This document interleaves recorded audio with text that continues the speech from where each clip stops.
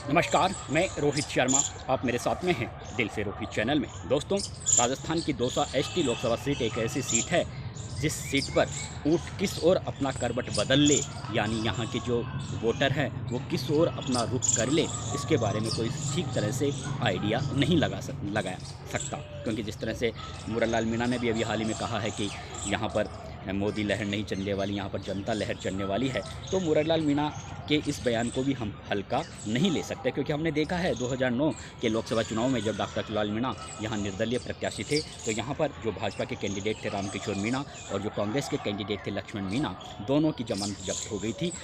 और जो एक जम्मू कश्मीर से शख्स आया था वो करीब 3 लाख वोट उसके अकाउंट्स में डले थे। तो यहाँ के जो मतदाता किस ओर अपना रुख कर ले, इसलिए यहाँ भाजपा और कांग्रेस दोनों दलों के रणनीतिकारों को हर मूवमेंट पर बारीकी से नज़रें टिकाए रखनी होगी और पल पल में क्या चल रहा है दौसा में, किस तरह के जो जातिगत समीकरणों में अलग अलग जाति के वोट बैंक में किस तरह के विचार चल रहे हैं, उन विचारों पर लगातार फोकस रखना होगा और उसी के हिसाब से अपनी वोट रणनीति को अगर वो अंजाम देते रहेंगे, वोटिंग जिस दिन डलेगी उस दिन तक, तो वो उम्मीदवार यहाँ पर सफल हो सकता है। अब बात हम कर लेते हैं कि कन्हैयालाल मीणा जो भाजपा के प्रत्याशी हैं, ठीक है, ईआरसीपी अब कागजों से निकलकर हकीकत में आ गई है। अयोध्या के राम मंदिर का उद्घाटन भी हो चुका है।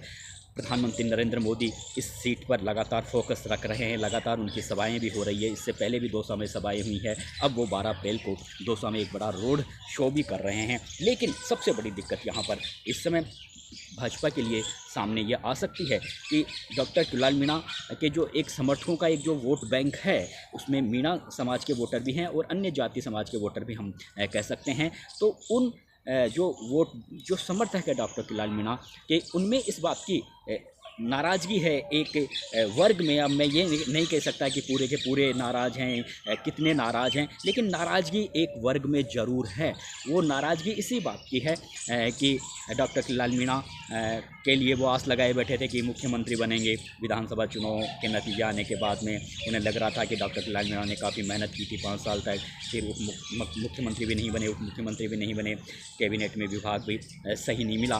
तो उन लोगों का एक विचार पूरे दौसा ज़िले में फैलाने का प्रयास कर रहे हैं कि भारतीय जनता पार्टी डॉक्टर कुणाल मीणा का यूज करती है और उनका सम्मान नहीं करती। तो इस स्थिति में ये जो वोट बैंक है, इसको कन्हैयालाल मीणा को साधने के लिए कुछ विशेष प्रयास करने होंगे और उसमें डॉक्टर कुणाल मीणा एक बड़ी भूमिका निभा सकते हैं। अब डॉक्टर कुणाल मीणा के दिलो दिमाग में, हालांकि वो अपने भाई के लिए टिकट की मांग कर रहे थे, लेकिन वो इतना, उनका जो दिल है वो इतना मेला भी नहीं है कि वो कोई कार सेवा करवाएंगे अपने समर्थकों से, या फिर वो दिल से भाजपा के लिए दिल से भाजपा कैंडिडेट कन्हैयालाल मीणा के साथ नहीं जुड़ रहे, क्योंकि उन्होंने खुद नहीं कन्हैयालाल मीणा का नाम टिकट के लिए आगे किया था। बाद में जब उन्हें लगा कि जगमोहन मीणा का नाम फाइनल नहीं कर रही भाजपा, तो वो ऐसा कोई कदम नहीं उठाएंगे। लेकिन जो उनके समर्थक हैं उन पर वो कितना होल्ड रख पाएंगे। तो यहाँ पर इस स्थिति को संभालने के लिए डॉक्टर कुणाल मीणा और कन्हैयालाल मीणा दोनों को कुछ इस तरह कि ये जो विचार दौसा जिले में एक वर्ग फैला रहा है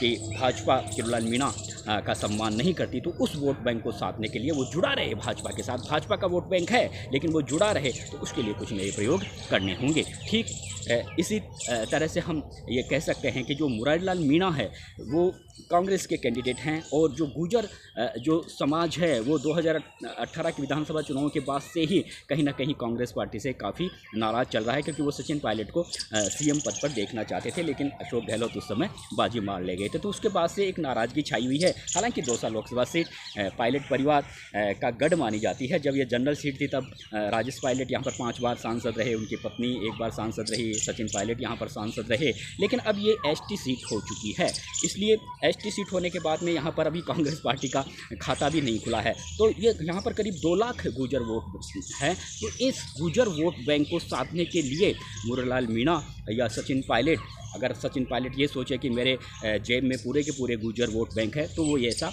गलत सोच रहे हैं। तो यहाँ पर कन्हैयालाल मीणा को भी, जैसे विजय बैंसला हैं या फिर और गुर्जर समाज के नेता हैं, नाथू सिंह गुर्जर हैं, उन सब को अगर यहाँ पर चुनाव प्रचार में ठीक तरह से उनका उपयोग किया जाए, तो ये जो कन्हैयालाल मीणा के रास्ते कहीं ना कहीं उनके अकाउंट्स में ये जो गुर्जर वोट बैंक है वो उनकी ओर आ सकता है जो कांग्रेस की ओर जाने वाला था, या हालांकि कांग्रेस के प्रति वो पहले से ही थोड़े नाराज़ जरूर है, लेकिन सचिन पायलट एक गुर्जर समाज के काफ़ी लोकप्रिय नेता अभी भी हैं, इसलिए, और मुरारलाल मीणा उनके काफ़ी करीबी हैं। मुरारलाल मीणा को आगे बढ़कर उन्होंने टिकट भी दिलवाया है, इसलिए अगर उनकी 1-2 सभाएं हो जाती है गुर्जर बहुल इलाकों में, तो फिर निश्चित रूप से मुरारलाल मीणा गुर्जर वोट बैंक पर अपनी पकड़ मजबूत कर लेंगे। तो ये जो गुर्जरों के 2 लाख वोट बैंक है, इस वोट बैंक को कौन ज़्यादा अपनी ओर लेने में कामयाब होगा, ये एक देखने वाली बातें होंगी। प्रयास दोनों ओर से ही होंगे,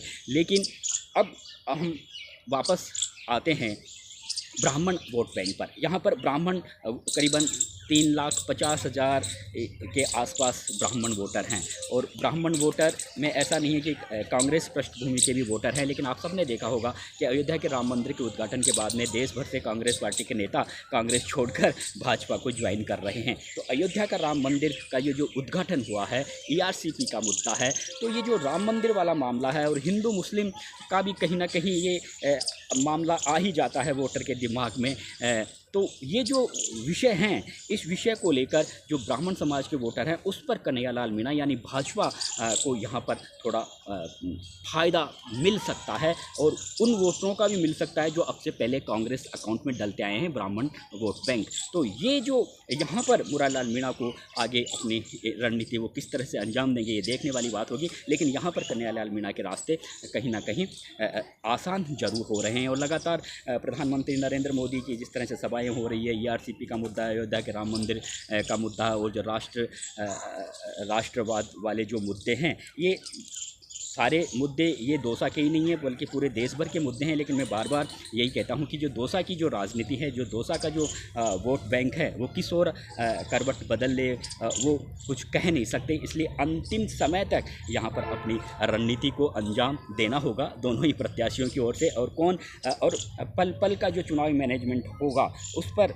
नए नए तरीके से यहाँ पर अगर कोई अपना जो चुनाव प्रचार के तरीक़ों पर, या जो स्टार प्रचारक हैं वो किस तरह से बात अपनी रखते हैं, तो ये सारी देखने वाली बातें होंगी। जो इसमें ज़्यादा कामयाब होगा वो यहाँ पर अपनी जीत भी हासिल कर सकता है। जैसे मैं आपको मेरे मीडिया रिपोर्ट के मुताबिक मैं आपके सामने यहाँ पर जो वोट बैंक है अलग अलग जातियों का, उसका एक लेखा जोखा आपके सामने रख रहा हूँ। यहाँ पर मीणा समाज के सबसे ज़्यादा 4,50,000 वोटर हैं, SC के 3,75,000 हैं, ब्राह्मण के 3,25,000 है, गुर्जर समाज के 2 लाख हैं, माली समाज के 1,05,000 हैं, वैश्य समाज के 1 लाख है, राजपूत समाज के 75,000 हैं, जाट समाज के 40,000 हैं, यादव समाज के 15,000 हैं, मुस्लिम समाज के 45,000 हैं, और अन्य जो जातियाँ हैं वो टोटल 1 लाख वोटर हैं।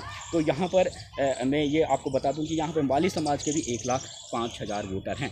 और माली समाज के जो वोटर हैं वो कांग्रेस को भी जाते हैं और BJP को भी जाते हैं, लेकिन यहाँ पर जो SC समाज के जो वोटर हैं वो करीबन 3,75,000 है, करीबन 4 लाख के आसपास वोटर हैं। जो SC के जो वोटर होते हैं उन पर कांग्रेस पार्टी की पकड़ ज़्यादा होती है। तो यहाँ पर जो कांग्रेस के प्रत्याशी वो कितना वोट ले पाते ये देखने वाली बात होगी, और इन वोटरों पर कन्हैयालाल मीणा किस तरह से इन्हें अपने पक्ष में कर पाएंगे ये भी एक देखने वाली बात होगी। लेकिन कुल मिलाकर बात यही है कि अगर किरोड़लाल मीणा के जो समर्थक हैं उस वोट बैंक को भाजपा जोड़े रखेगी तो कहीं ना कहीं कन्हैयालाल मीणा के रास्ते आसान हो सकते हैं। मैं अगले वीडियो के लिए आपसे विदा लेता हूं। अगर